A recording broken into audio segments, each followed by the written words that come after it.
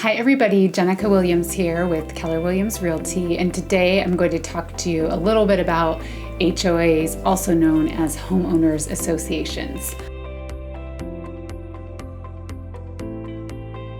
I have lived in 3 HOAs out of the 4 homes that we have owned, and I have a lot of knowledge from living in them and also helping clients buy and sell inside of HOAs. And so I just want to give you a few pros and cons of living in an HOA. So let's start off with the good news. So the good news with HOAs is they typically, if it's a condo, they'll take care of the exterior, insurance on the structure, the roof, and then also landscaping outside. So for somebody who wants more of a low maintenance lifestyle or has more of a low maintenance lifestyle as far as that goes with exterior landscaping, an HOA could be something that could work for you. Different things when you own outside of a condo, so in a homeowner association but not with a condo, they typically will not take care of your structure or roof or things like that.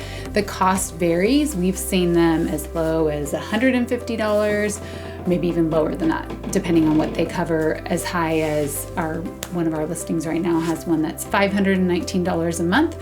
So it just depends on where you're looking, what they cover. In the Bay Area, they're even higher. So they do vary in price. Those are some of the benefits. Our current HOA right now that we live in, and we live in a single family home, takes care of the exterior maintenance on the property as far as the landscaping. We have lots of trees and shrubs, and so that's great because I don't personally love that type of yard work. That's really a lot of work, and so that's great. They also happen to bring our trash cans from the street to our gate, which I thought was a perk. And they also take care of trails in the area we live in, and so those are all different things they take care of. If you live in a condo association, there might be a pool they take care of, also a clubhouse, gym, etc. So depending on where you're living, the HOA takes care of different things, but those are the benefits of an HOA. The drawbacks that some people may not know about is that the HOA rules regulate what you can do, right? So we personally can't have a playground, showing over our fence, no outdoor cats, it says. You also are not supposed to bounce basketballs at certain hours, which I have found that our HOA doesn't necessarily enforce those rules typically. It depends on where you live. So they can be quite strict. And so that's something to look into when you're going to purchase. They also continue to go up.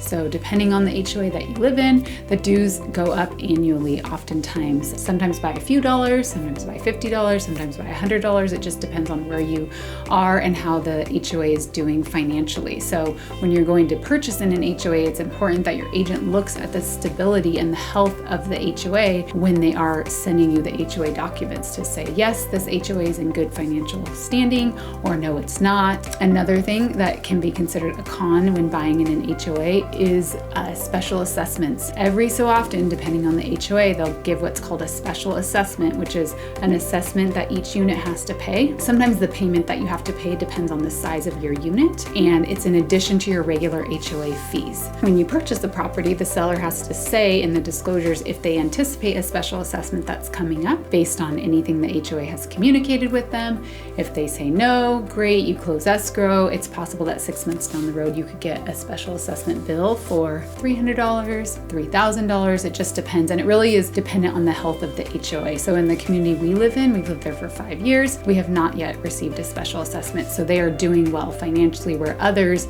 that we've seen or we've sold, we purchased a different property and we just paid a $230 HOA special assessment because they are quite underfunded. We knew that going into it. So it's really just about education and knowing what you're getting into and having a good agent on your side that can really inform you of what's going on with the HOA. We are here if you have any questions about HOAs. They can be wonderful, and it just depends on the buyer, right? The person that's going to live there, somebody who, wants to have a bunch of chickens and goats and wants to park an RV on their property. They may not suit an HOA lifestyle just because typically there are rules around those. A few other things if you're buying an HOA that's in a condo community is that sometimes they have rental restrictions, so they will not allow you to rent out the property. That's another thing. Sometimes they can be in litigation, so if they have sued someone, the HOA has sued someone, that prohibits certain lenders from lending in that complex. So lots of different nuances that you just need to know about. Again, depends on your lifestyle, and HOA could be great for you. You just want to know kind of what you're getting into, and we are here to help with that. So if you have any real estate needs, please give us a shout. We'd love to help you.